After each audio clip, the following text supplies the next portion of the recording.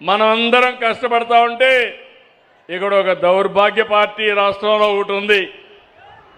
ఏం తమ్ముళ్ళు, ఏ పేరేంటి ఆ పార్టీ పేరు? ఏ పేరేంటి?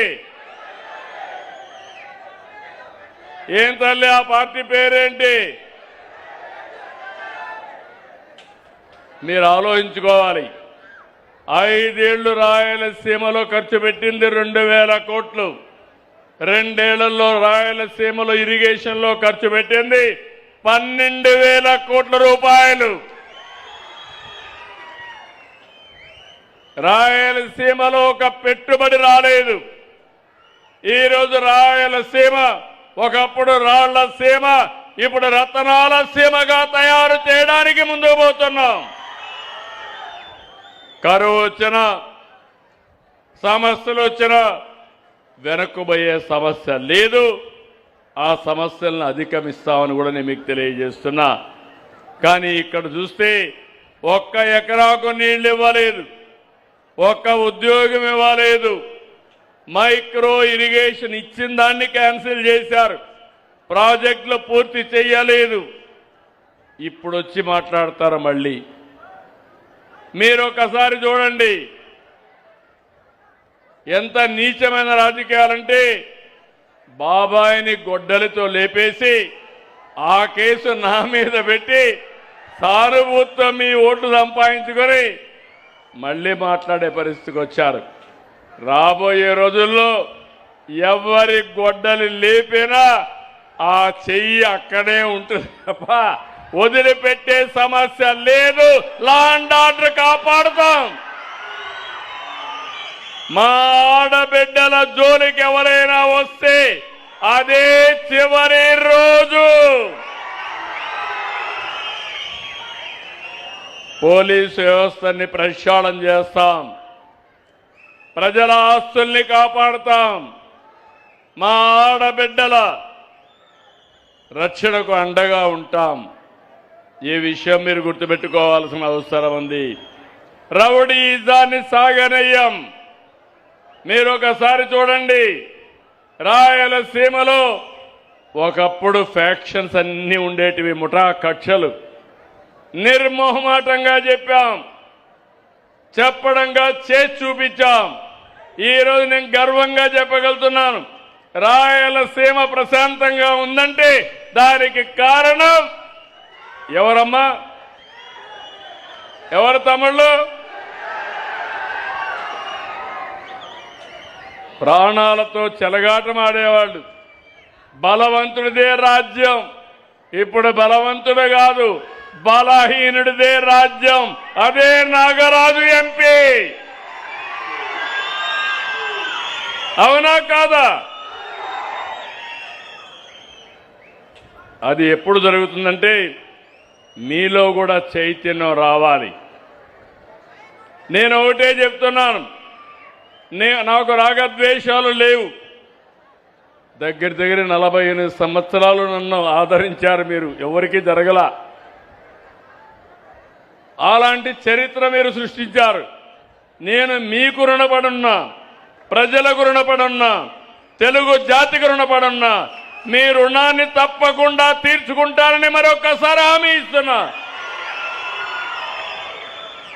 ఈరోజు నేను కానీ, మా మిత్రుడు పవన్ కళ్యాణ్ గారు కానీ, మన ప్రియతమ ప్రధానమంత్రి నరేంద్ర మోడీ గారు కానీ ఒకే ఆలోచన, దేశం బాగుండాలి, ప్రజలకు మేలు జరగాలి, అందరి జీవన ప్రమాణాలు పెరగాలి. దానికోసమే పనిచేస్తాం. పేదరికం ఎక్కడుంటే అక్కడ ఉంటాం, పేదవాడికి అండగా ఉంటాం. అందుకే ఇప్పుడే మీరు చూస్తే కర్నూలు నుంచి బళ్ళారి తప్పకుండా వస్తుంది. ఇది రావాలి, ఈ ప్రాంతం బాగుపడాలి, నీళ్లు రావాలి, రోడ్లు రావాలి, రైలు వ్యవస్థ రావాలి. మీరు పండించే పంట ప్రపంచంలో ఎక్కడికి కావాలంటే అక్కడికి పంపించే రోజు రావాలని చెప్పి కూడా నేను మీకు కోరుతున్నా. ఇంకో పక్కన మొన్నే మీరు చూస్తే జోలాహర్పురు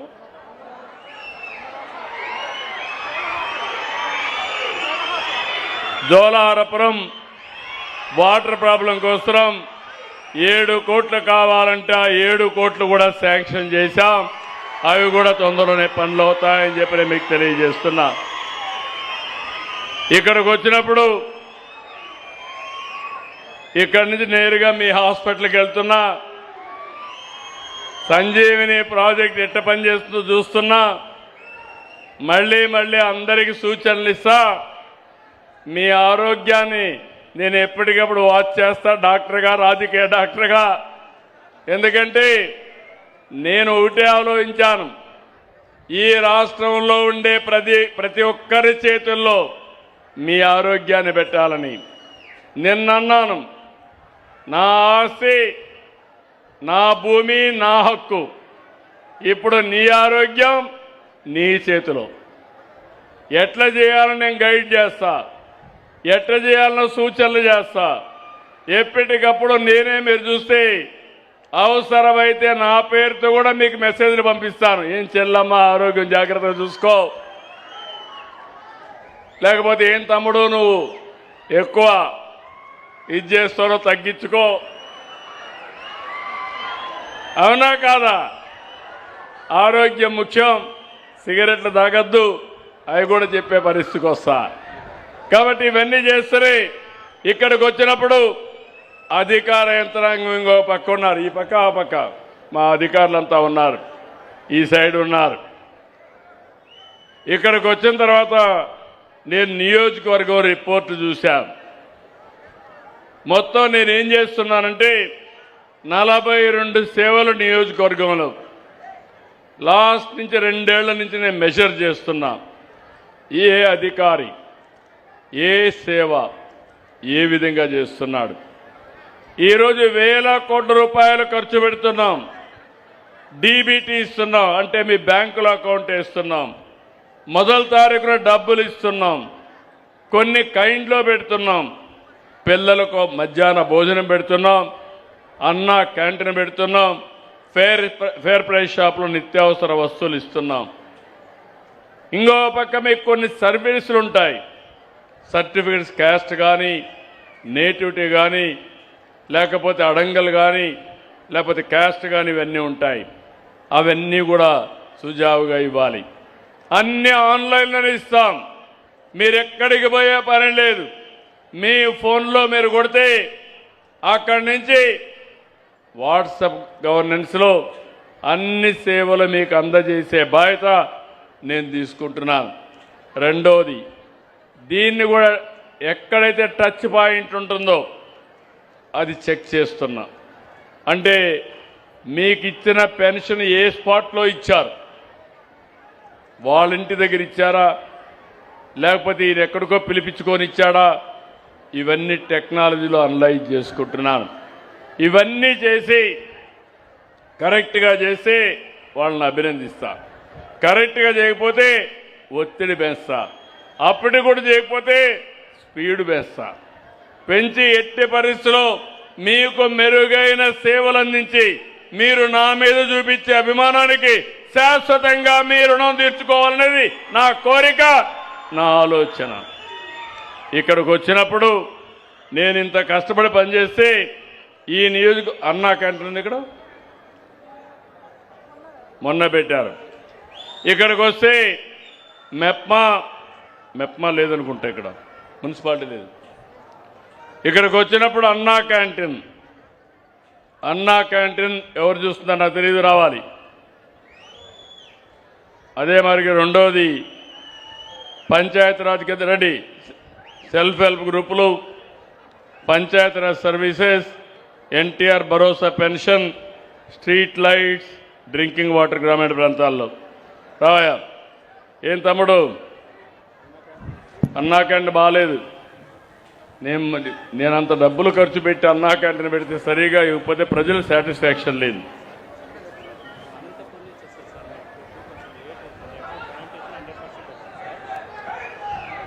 అంటే చెప్పు ఆన్సర్ సార్ అన్న క్యాంటీన్ 3 months అయింది సార్, అక్కడ ఆలూరులో స్టార్ట్ చేసి, అది అనంతపూర్ నుంచి భోజనం వస్తుంది సార్. కొంచెం టైమింగ్స్ ప్రాబ్లం వస్తున్నాయి. శానిటేషన్ అయితే మనం పంచాయతీ ద్వారా చేస్తున్నాం, 100% వచ్చింది సార్ శానిటేషన్.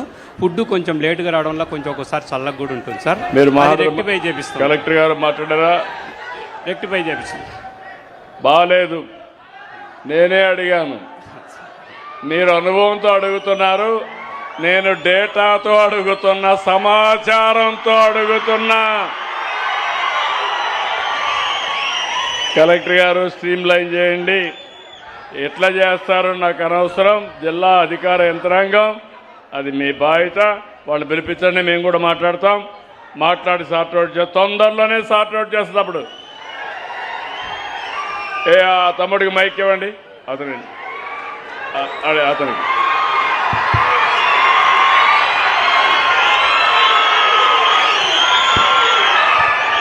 హలో హలో అలిగేరా అండి, మాది త్రాగునీరు సమస్య చెప్తా. వస్తా తాగునీరు వేరే అలిగేరా సార్, మాది త్రాగునీరు సమస్య. వస్తాను దానికి వస్తాను. అక్కడ మైకి, ఆయనకు మైకి ఏంటా?